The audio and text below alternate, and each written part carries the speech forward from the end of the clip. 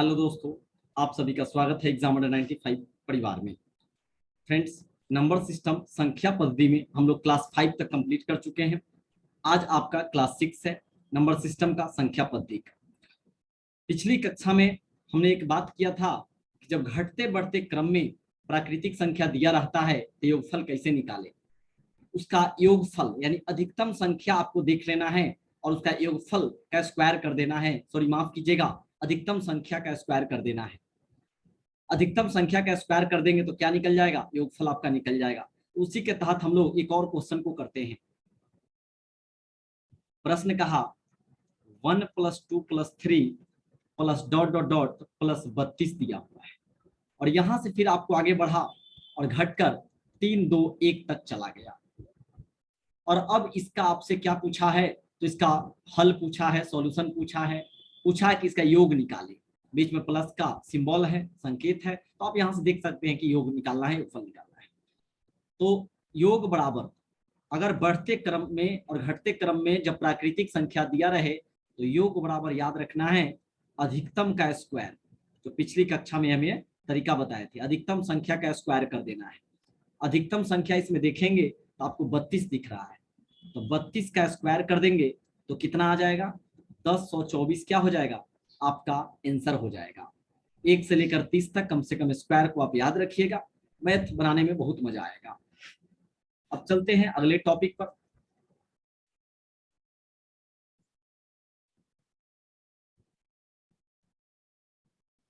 प्रथम एन एक संख्या, प्रथम कह सकता है 20 संख्या, 30 संख्या, कुछ भी कहे, प्राकृतिक के घनों का योग पूछे। यानी फर्स्ट कह सकता है नेचुरल नंबर, कितना भी कहे, 5 10 20 कितना भी कहे, फर्स्ट कह देगा 20 नेचुरल नंबर के क्यूब, उसका घन में दिया रहेगा, क्यूब दिया रहेगा, सब पे चढ़ाया हुआ रहेगा, क्यूब घन चढ़ाया रहेगा, उसका योग निकालने की बात करेगा। तब क्या करेंगे, तो प्राकृतिक संख्या के घनों का योग का जो फॉर्मूला होता है याद रखेंगे, n × n + 1/2, इसके पावर में याद रखेंगे 2, n × n + 1/2 इसके पावर में 2। इस फॉर्मूला से आप निकालेंगे, प्राकृतिक संख्या के घनों का योग निकालना होगा, तो इस फॉर्मूला से आप निकाल लीजिएगा। चलिए सवाल देखते हैं। 1 का क्यूब, 2 का क्यूब, 3 का क्यूब, 1 का क्यूब, 2 का क्यूब, 3 का क्यूब, डॉट डॉट डॉट दिया हुआ है, 10 के क्यूब तक दिया हुआ है और इसका योग निकालना है। आपको निकालने के लिए बोला, प्राकृतिक संख्या है तो लगातार संख्या होगा, क्योंकि गिनती की संख्या को प्राकृतिक संख्या कहते हैं।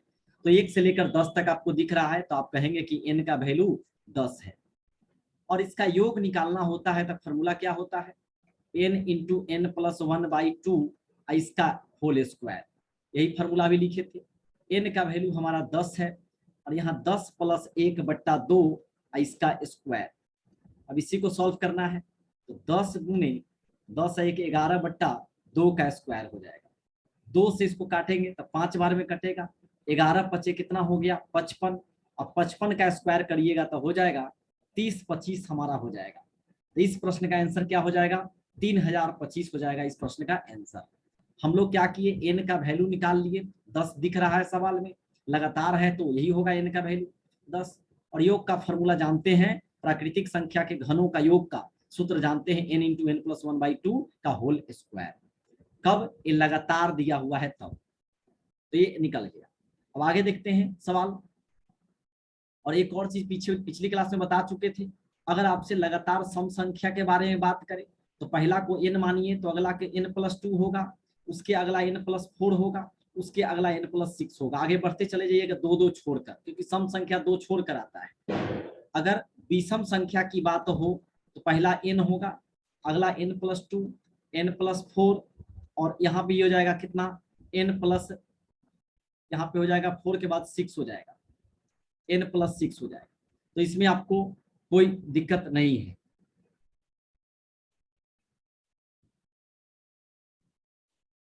अब आगे देखते हैं, अगर लगातार यहाँ प्राकृतिक संख्या की बात करेगा तब क्या करें, प्राकृतिक संख्या की बात करेंगे, प्राकृतिक संख्या की बात करेगा तो क्या करेंगे, पहला n होगा, अगला n+1, n+2, n+3, इस प्रकार से आप संख्या मानेंगे और जिसका योग दिया रहेगा उसको बैठा के आप सवाल निकाल लेंगे। चलिए कुछ सवाल है, देखते हैं उसको हम लोग।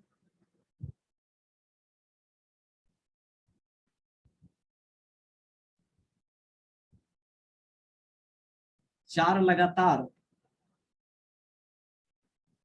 प्राकृतिक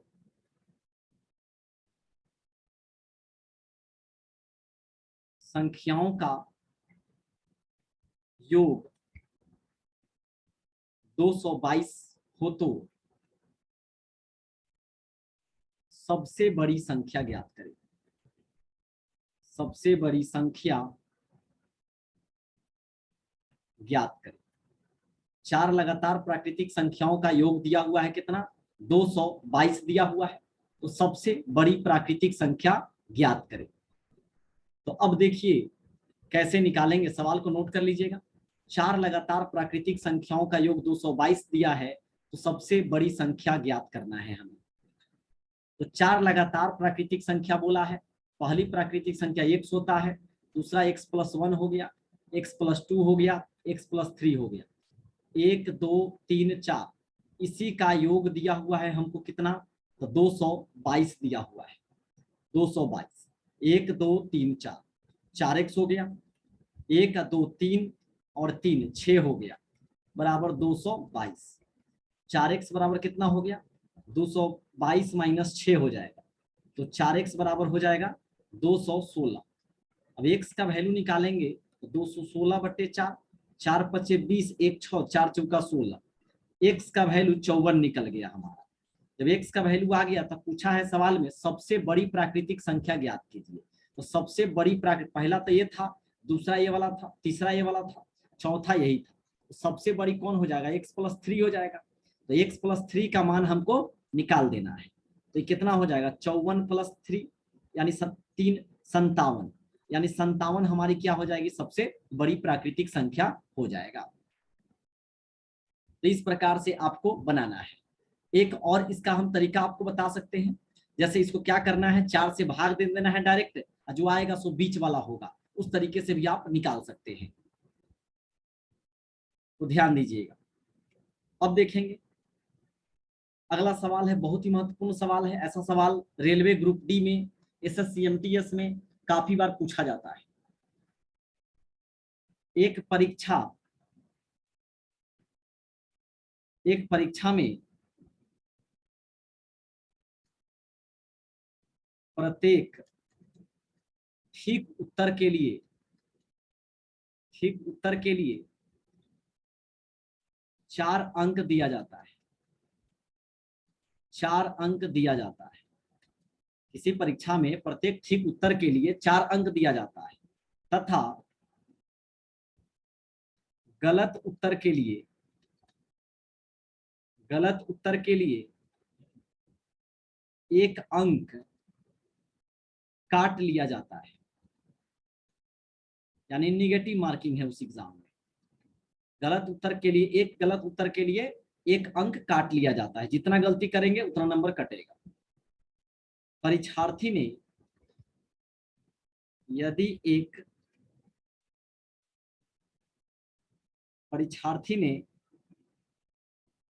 175 अंक प्राप्त किया, सॉरी माफ कीजिएगा, 75 प्रश्न को हल किया,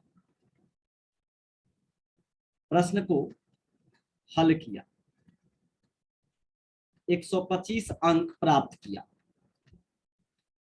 125 अंक प्राप्त किया, इसको नोट कर लीजिएगा, प्राप्त किया। जब 125 अंक प्राप्त किया तब सवाल पूछा है कि उसने कुल कितने प्रश्नों को हल किया था। नोट कर लीजिएगा, उसने कुल कितने प्रश्नों को हल किया था। सवाल है कि एक परीक्षा में प्रत्येक ठीक उत्तर के लिए 4 अंक दिया जाता है, यानी सही बनाएगा बच्चा तो उसको मिलेगा 4 नंबर, और गलती बनाएगा तो एक गलती पर 1 नंबर उसका काट लिया जाएगा। और क्लियर कर दिया कि परीक्षार्थी ने 75 प्रश्नों को हल किया था और 125 अंक प्राप्त किया, तो उसने कुल कितने प्रश्नों को हल किया, यानी सही सही किसने हल, कितने प्रश्नों का हल किया। अब यही सवाल है, सही हल कितने प्रश्नों का किया। सवाल समझ गए होंगे। अब देखिए इसको बनाएंगे कैसे। तो आप जान गए हैं कि अगर वो बच्चा 75 प्रश्नों को हल किया, सबसे बड़ी बात 75 प्रश्नों को हल किया तो उसको मिलता कितना। अगर जब 75 प्रश्नों को हल किया तो अगर एक सवाल सही होता है तो उसको 4 नंबर मिलता। तो 75 प्रश्नों को सॉल्व किया, अगर पूरा के पूरा उसको सही हो जाता तो उसको कितना नंबर मिल जाता, 300 नंबर मिलता। लेकिन नंबर मिला कितना है, 125 अंक प्राप्त किया है। इसका मतलब ये हुआ कि 300 में से 125 घटा दीजिएगा तो 175 आएगा, यानी 175 नंबर उसका कटा है। तो कटा है तो कटा वाला में क्या हो जाएगा, 4 नंबर तो पहले सही वाला मिलता, एक प्रश्न के लिए समझिएगा, 1 नंबर निगेटिव वाला। एक प्रश्न का मार्जिन कितना का है, 5 का है। तो 5 से इसको जब डिवाइड करिएगा तो कितना हो जाएगा, 35। यानी क्लियर हो गया, 35 प्रश्न का क्या किया है, वो गलत हल किया है, गलत हल किया है। तो जब 35 प्रश्न का 75 को पूरा पूरा बनाया था, अब 35 प्रश्न का गलत हल किया, तो 75 में से 35 घटा दीजिए तो आपको पता चल गया 40 प्रश्नों का हल क्या किया, वो सही किया। यानी 75 को पूरा बनाया था, 40 को सही हुआ, अब 35 को उसका क्या हो गया, गलत हो गया। तो यही इसका आंसर हो गया, 40 प्रश्नों का हल सही किया, वही आपसे पूछा है। फिर से देखिए कैसे बनाया। अगर एक प्रश्न को सही करता तो 4 नंबर मिलता। तो क्या किया है, 75 प्रश्नों का मतलब अगर सॉल्व किया है टोटल, अगर पूरा के पूरा सही हो जाता तो 4 से गुना कर दीजिए, यानी 300 नंबर उसको मिलता। लेकिन नंबर मिला कितना, 125 नंबर मिला। तो इसमें से घटा दीजिएगा तो यानी 175 नंबर उसको क्या हुआ, कटा। तो 175 नंबर कटा, मतलब एक सवाल के लिए क्या कंडीशन है उसका, 4 नंबर मिलता सही होने पर, 1 नंबर मिलता गलत होने पर। तो 5 प्रश्नों का है, 5 नंबर का है, तो 5 से डिवाइड कीजिएगा तो 35 आ गया। इसका मतलब ये हुआ कि 35 प्रश्न क्या हुआ उसका गलत, तभी तो 175 नंबर उसका हटा है, इसमें से 300 में से 175 चला गया। इसका मतलब क्या हुआ, 40 प्रश्न उसका क्या हुआ, सही हुआ, 35 प्रश्न उसका गलत हुआ। तो आपसे पूछा है कितने प्रश्न सही किया था, तो 40 प्रश्न सही किया था। आगे देखते हैं, अगला सवाल है,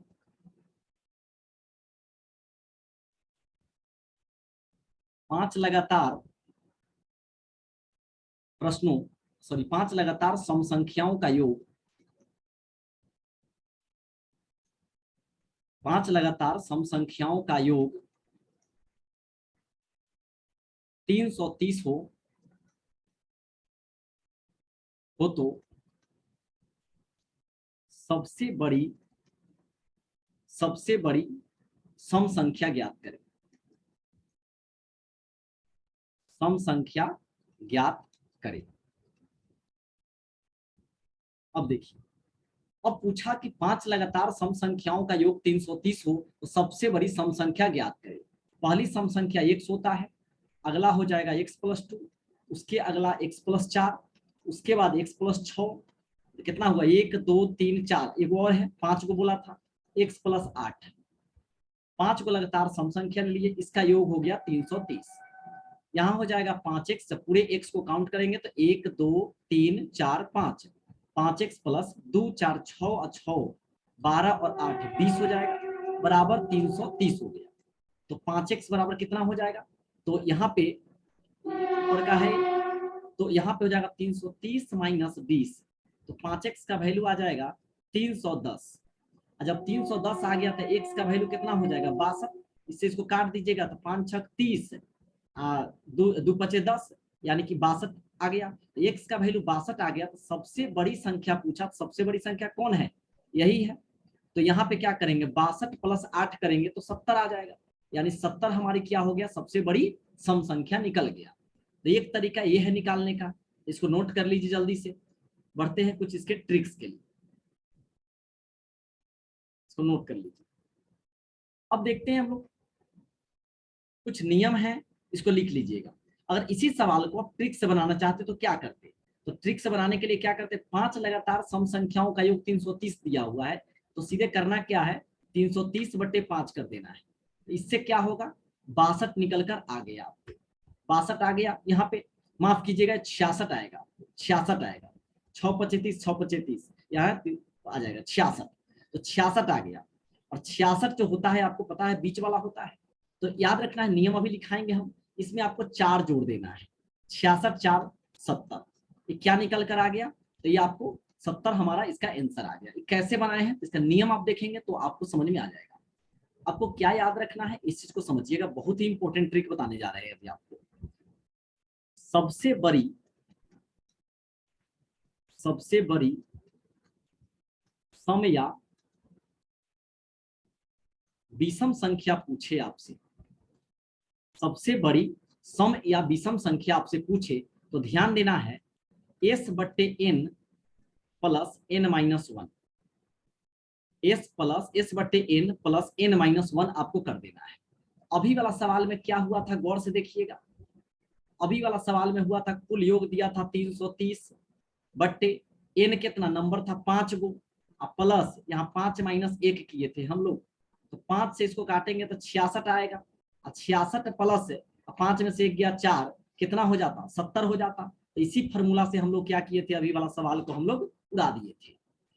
अब अगर आपसे पूछता है सबसे बड़ी सम या विषम संख्या पूछा तो फॉर्मूला हो गया, ट्रिक हो गया, दोनों हो गया। लेकिन अगर आपसे पूछ देता सबसे छोटी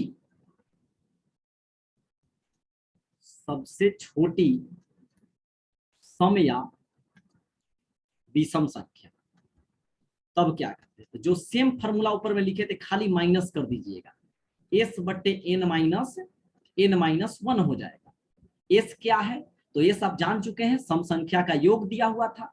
n क्या था तो हमारा नंबर था, यानी कितना नंबर का, तो 5 नंबर का योग पूछा था, 4 नंबर का पूछता तो ये रखते, s बट्टे n माइनस 1 कर देंगे। तो इससे हम लोग क्या करेंगे, सबसे छोटी सम या विषम संख्या निकाल सकते हैं। छोटी के लिए ये है, और वही बड़ी के लिए रहता तो यहाँ पे क्या करते थे हम लोग फॉर्मूला में प्लस लगा देते थे। तो ध्यान दीजिएगा, बड़ी के लिए प्लस और छोटी के लिए माइनस। तो ये क्लियर हो गया। अब इसी से देखिए सवाल कैसे बनेगा आपका, समय बिल्कुल नहीं लगेगा बनाने में, वीडियो को पूरा देखिएगा तभी क्लियर होगा, नोट बनाते चलिएगा। और लाइव क्लास आपका 1 से 2 के बीच में चल रहा है, लाइव क्लास 1 से 2 PM के बीच में डेली चल रहा है। फी मात्र 999 रुपया रखा गया है, और इसमें आपको पूरा शून्य से शिखर तक, मतलब पूरे एडवांस क्लास 9-10 में भी कोई चैप्टर आप पढ़े हुए हैं जो नहीं छूट गया है, आपका नहीं समझ में आया है, चाहे भूल रहे हैं, उसका भी आज कॉम्पिटिटिव में यूज होता है। द्विघात समीकरण हो गया, चाहे अरिथमेटिक प्रोग्रेशन हो गया, सब कुछ आपका इसी में क्लियर होगा, ज्योमेट्री एडवांस सब कुछ। तो प्लीज दोस्तों को शेयर कीजिएगा और इसमें जरूर ऐड करवाइए बैच में, और एकदम जबरदस्त का बैच है। देखिए सवाल क्या कहा, 6 लगातार, और एक काम और करेंगे, अगर आप नहीं पेमेंट कर सकते, नहीं जुड़ सकते हैं, तो आप एक काम एप्लीकेशन को जरूर इंस्टॉल कर लीजिएगा। एप्लीकेशन में क्या होगा, बहुत सारा जीके जीएस का क्विज फ्री में कराया जाता है, वहां पे आप ऐड हो जाएंगे। 6 लगातार विषम संख्याओं का योग दिया है, विषम संख्याओं का 6 लगातार विषम संख्याओं का योग 396 हो तो छोटी विषम संख्या ज्ञात करें। बस माइनस कर देना है फॉर्मूला में, छोटी विषम संख्या ज्ञात कीजिए, ज्ञात करें। देखिए s बट्टे n माइनस n माइनस 1 कर देंगे तो माइनस से क्या हो जाएगा, छोटी निकल जाएगा। तो s बट्टे n माइनस n माइनस 1, यही फॉर्मूला से बनेगा। s कितना है हमारा, यानी s सम है, 396 बट्टे n हमारा 6 हो जाएगा, और फिर यहाँ n माइनस 1 तो 6 माइनस 1, 6 से काटिएगा 6 36, 3 6 6 36, कितना आ गया 66 आ गया। यहाँ पे 66 माइनस 6 में से 1 गया तो 5 हो जाएगा, 66 माइनस 5 कर दीजिएगा तो 61 आ गया। इस प्रश्न का क्या हो जाएगा, 61 आ जाएगा। ये तो हमारा ट्रिक हो गया, s बट्टे n माइनस 1। ध्यान दीजिएगा, अगर छोटी पूछे तो यहाँ माइनस कीजिएगा, बड़ी पूछे तो प्लस कर दीजिएगा। इजिली निकाल लिए। लेकिन एक तरीका और है जिससे आप निकाल सकते हो, तरीका कौन था, लेकिन बड़ा तरीका इसलिए हम आपको सिर्फ यहाँ हिंट देंगे। विषम संख्या के लिए पहला x मानते, अगला x+2 मानते, x+4 मानते, x+6 मानते, x+8 मानते। इस प्रकार से आप पूरा को मानकर बराबर में 396 कर देते, यहाँ से x का वैल्यू निकाल लेते, चाहे n का कहिए, n मानते हैं, n+2, n का वैल्यू x मानिएगा तो x का वैल्यू निकाल लेंगे। और निकल गया तो पूछा सबसे बड़ी कहेगा, तो सबसे बड़ी का जो लास्ट वाला रहेगा उसमें जोड़ दीजिएगा, तो वहां से भी निकल जाएगा। लेकिन आपको लिए ये सबसे बेस्ट तरीका है, एग्जाम में आप याद रखेंगे और बेसिक के लिए याद रखेंगे। तो चलिए अगला क्वेश्चन पे चलते हैं और अगला कंसेप्ट पे चलते हैं। उम्मीद करते हैं कि ना बिल्कुल समझ में आ रहा होगा। अब देखिए एक यहाँ पे नोट कर लेंगे, बहुत अच्छा नोट है, नोट बना के लिखेंगे। दो लगातार विषम संख्याओं के वर्गों का अंतर, ये सब छोटी छोटी चीज है जो सवाल बनाने में बहुत मदद करता है। अंतर हमेशा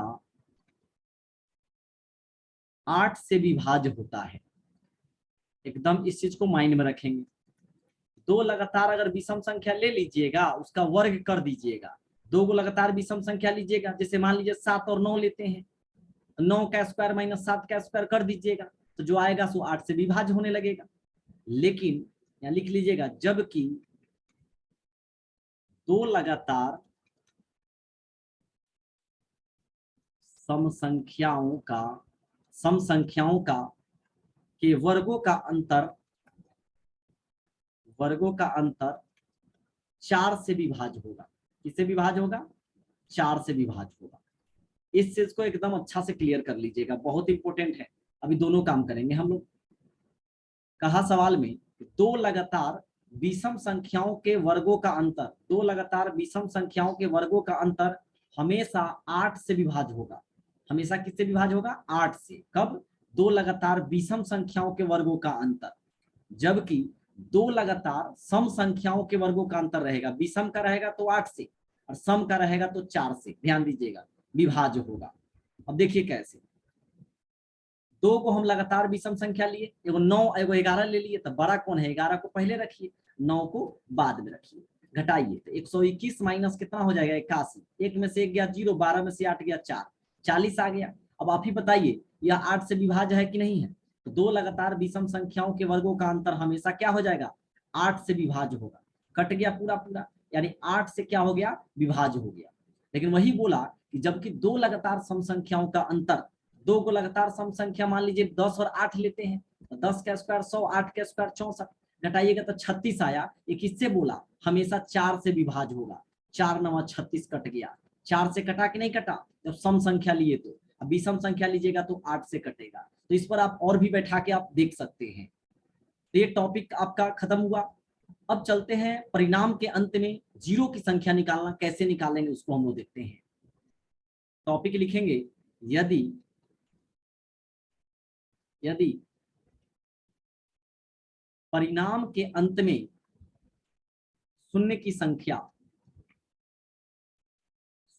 संख्या निकालना हो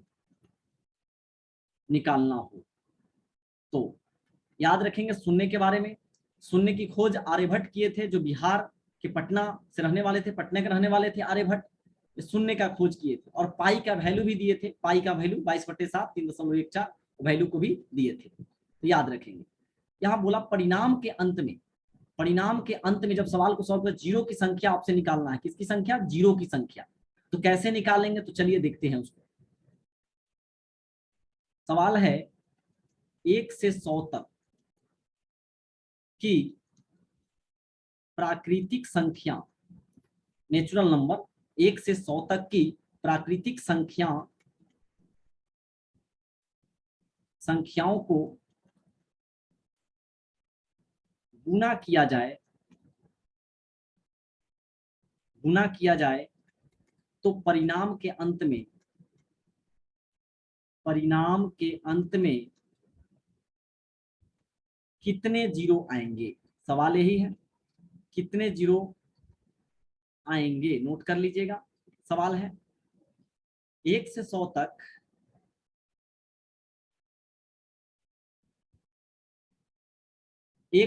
तक की प्राकृतिक संख्या। गिनती की संख्या को प्राकृतिक संख्या कहते हैं। गिनती की संख्या हमेशा 1 से शुरू होता है, तो आपको 1 से शुरू करना है।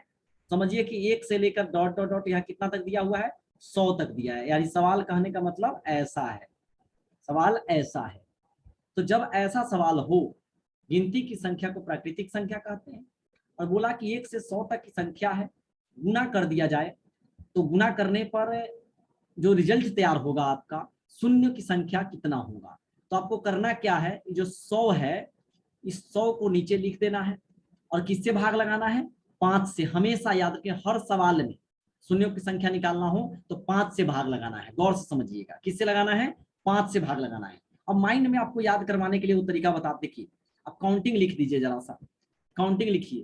तो काउंटिंग जब लिखते हैं आप, तो एक और सोचिएगा, 1 दूना 2, 2 तिहाई 6, 6 चौका 24, यहाँ तक खेला नहीं हुआ था, लेकिन 24 पच्छे 120 हो गया, खेला खेला हो गए।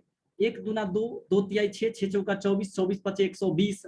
अब ये जो 5 आया है, 0 बना दिया। अब आगे गुना करिए, तो 1 दूना 2, 2 तिहाई 6, 6 चौका 24, 24 पच्चे 120, 120 छक 720। आगे सब 0 होते चला जा रहा है, यानी 5 तक आया। यही 5 से शुरू हो गया खेला, यानी कि यही 5 हमको याद रखना है हमेशा शून्यों के लिए।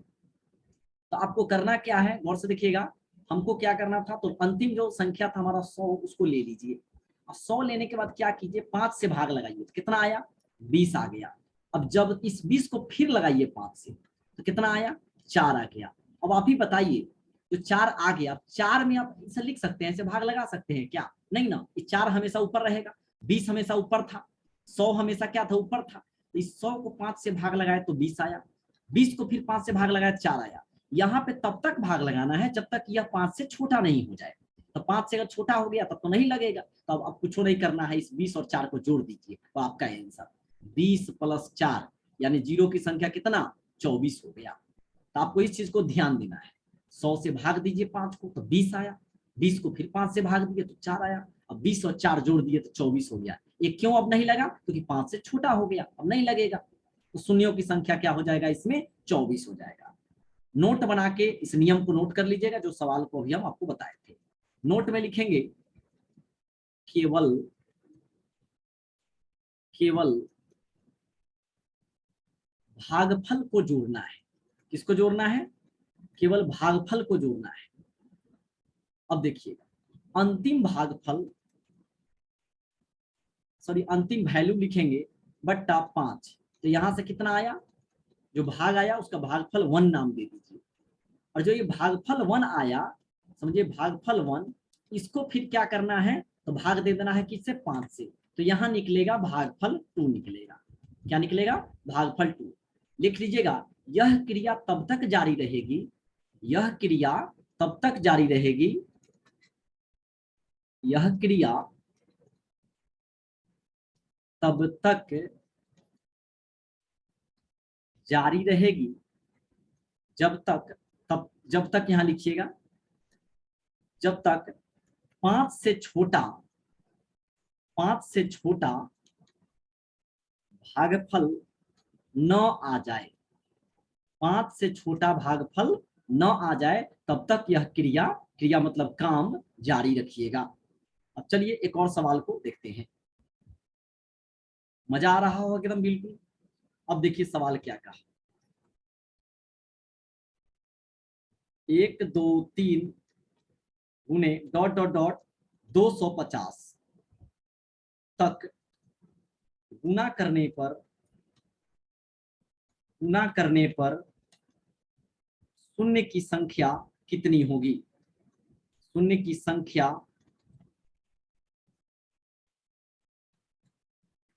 कितनी होगी।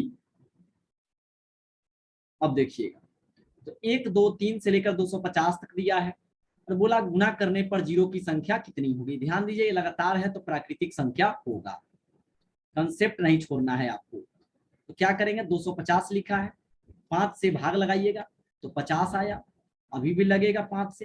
50 को 5 से भाग लगाइएगा, 10 होगा, अभी भी लगेगा। 10 को जब 5 से भाग लगा दीजिएगा तो 2 आ गया। अब 2 में तो 5 से भाग नहीं लगा सकते हैं आप, तो बस कुछ नहीं, इसको जोड़ दीजिए। 50 + 10 + 2, 50 10 60 2 कितना हो जाएगा, 62। तो इस प्रश्न का क्या हो जाएगा, आंसर 62 हो जाएगा। नोट कर लीजिए जल्दी से इसको। अब देखेंगे, प्रश्न है, 51 से बीच बीच से देगा, 51 से 100 तक गुना किया जाए, 51 से 100 तक गुना किया जाए तो परिणाम के अंत में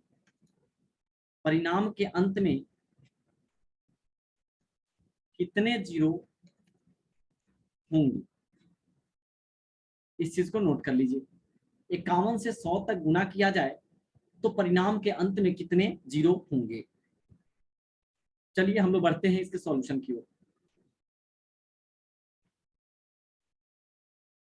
51 से लेकर हमको दिया हुआ है सवाल में 51 से 100 तक कहा है। चलिए 100 तक गुना किया जाएगा तो कहा कि परिणाम के अंत में कितने जीरो आएंगे। परिणाम के अंत में क्या होगा, कितने जीरो आएंगे, यही हमारा सवाल है। तो इस सवाल में आपको करना क्या है, गौर से देखिएगा।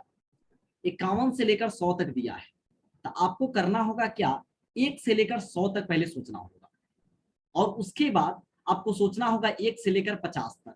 तो घटा दीजिएगा, 1 से 100 तक का निकाल कर और 1 से 50 तक घटा दीजिएगा तो कौन बचेगा उसमें, 51 से 100 वाला ही बचेगा ना।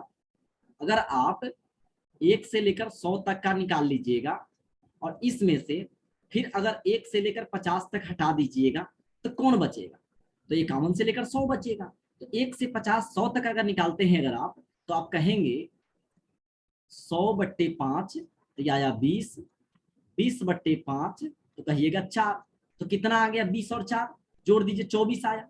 अब लिख लीजिए। अब अगर 1 से 50 तक निकालेंगे तो आप कहेंगे कि 50/5 कर देते हैं तो 10 आ गया, और 10 को फिर 5 से लगाएंगे तो कितना आएगा, 2 आ जाएगा। अब तो नहीं लगेगा क्योंकि 5 से छोटा हो गया, तो 10 और 2 कितना हो गया, 12 हो गया।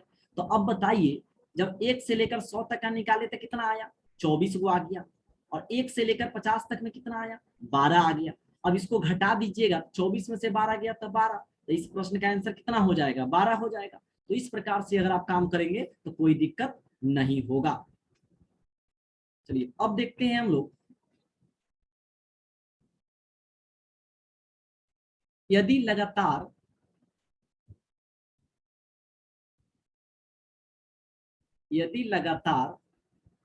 सम संख्याओं को, अभी प्राकृतिक संख्याओं को गुना किया जा रहा था, यदि लगातार सम संख्याओं को गुना किया जाए तो क्या करना है, कैसे निकालेंगे। तो ध्यान दीजिएगा, यहां से अंतिम वैल्यू में 2 से भाग देने के बाद नियम लगाएंगे। 2 से भाग देने के बाद नियम का प्रयोग करेंगे। नियम क्या था, तो 5 से लगाने वाला। भाग देने के बाद नियम का प्रयोग करेंगे। यदि लगातार सम संख्याओं को गुना किया जाए, ध्यान दीजिएगा, पहले प्राकृतिक संख्या को हो रहा था गुना, अब कहा कि सम संख्याओं को लगातार गुना किया जाएगा तो अंतिम वैल्यू में क्या करिएगा, 2 से भाग लगा के उसके बाद इस नियम का प्रयोग करेंगे। देखिए सवाल क्या कहता है, अगर नहीं लिख पाए तो थोड़ा सा वीडियो को पीछे करके फिर लिख लेंगे। अब देखिएगा सवाल है, 2 गुने 4 गुने 6 गुने ... 250। पिछली बार क्या था, 1 से लेकर 250 तक दे देता था, और अब की बार बोला 2 4 6 बोल रहा है, गुना कर रहा है, मतलब सम संख्या को गुना कर रहा है। तो पहले क्या करना है, नियम को पहले, इसको पहले 250 को 2 से भाग लगाइए तो 125 आ गया। अब इस 125 में आप यहां से लगाइएगा। अब समझिए कि रियल वैल्यू आपको कै गो मिला, 125 मिला।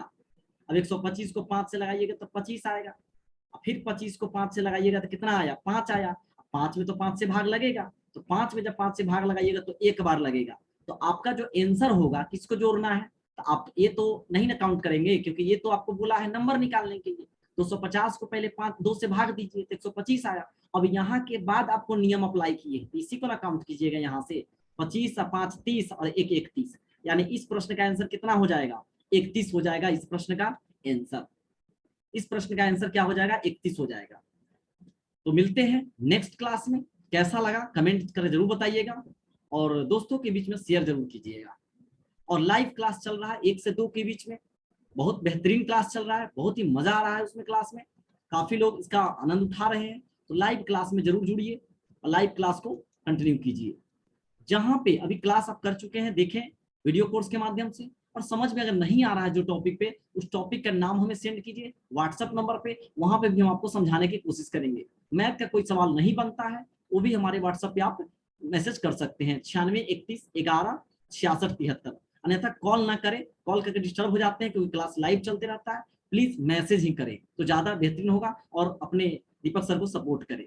तो मिलते हैं नेक्स्ट क्लास में।